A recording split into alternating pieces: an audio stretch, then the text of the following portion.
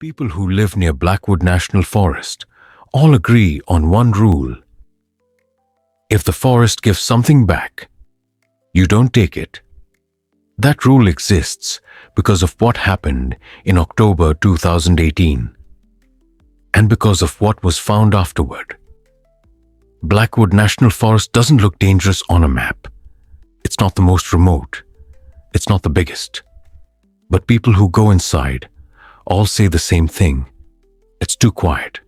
No birds, no insects, just wind moving through trees that stand too close together. Ethan Cole was a wildlife surveyor. His job was simple. Hike into protected forests, set up trail cameras, log animal activity, and leave. He had worked in dangerous terrain before, but Blackwood felt different. Locals called it unfinished. Whenever Ethan asked what that meant, they changed the subject. On his third day inside the forest, Ethan noticed something strange. One of his trail cameras, placed more than 7 miles deep, had been moved. Not stolen, moved neatly about 5 feet to the left. When Ethan checked the footage, everything looked normal until 2:11 a.m. At that exact time, every night, the forest went completely still.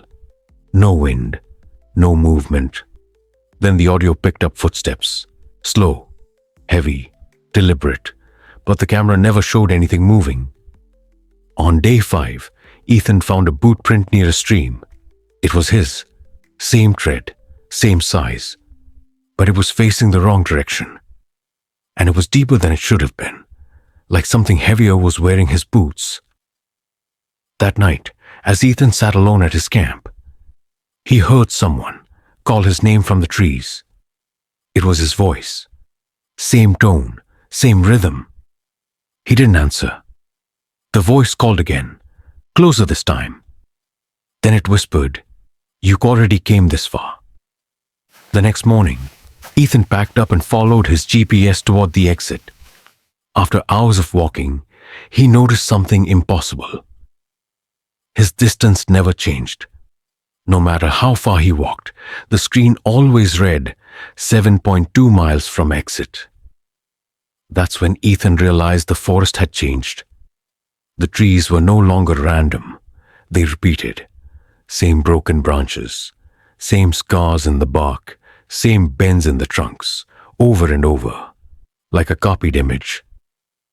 Ethan tried calling for help. There was no signal, but his phone recorded a voicemail anyway, from his own number. The message was only 4 seconds long. It was breathing, not panicked, exhausted. Just before sunset, Ethan found a clearing. In the center stood an old ranger tower that didn't appear on any map. The stairs were broken. The door was open. Inside, names were carved into the wooden walls. Hundreds of them, some scratched deep, some written carefully. At the very bottom was a fresh name, Ethan Cole. Under it was a date, tomorrow. That's when Ethan heard footsteps behind him. Heavy footsteps, matching his own pace perfectly, but delayed, like an echo that had learned how to walk. When he turned around, he saw himself. It wasn't a reflection. It stood wrong. Its eyes didn't blink. Its chest didn't rise. And without moving its mouth, it spoke. "You don't leave. You stay. So we can." Ethan ran. He dropped his pack, his phone, his radio. The last GPS signal showed him moving deeper into the forest, even though he was sprinting toward the exit.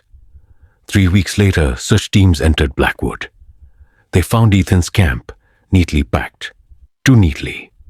They found his trail cameras. All of them were facing inward. Every camera recorded the same thing at 2:11 a.m. A man standing just out of frame, watching, breathing. They never found Ethan. But hikers say that deep inside Blackwood, they sometimes see a ranger standing perfectly still among the trees, wearing modern gear, watching people pass. And when the forest goes completely quiet, some say you can hear a voice whisper, You already came this far. So if you ever walk into a forest that feels unfinished, don't keep going, because the forest doesn't want to kill you. It wants to replace you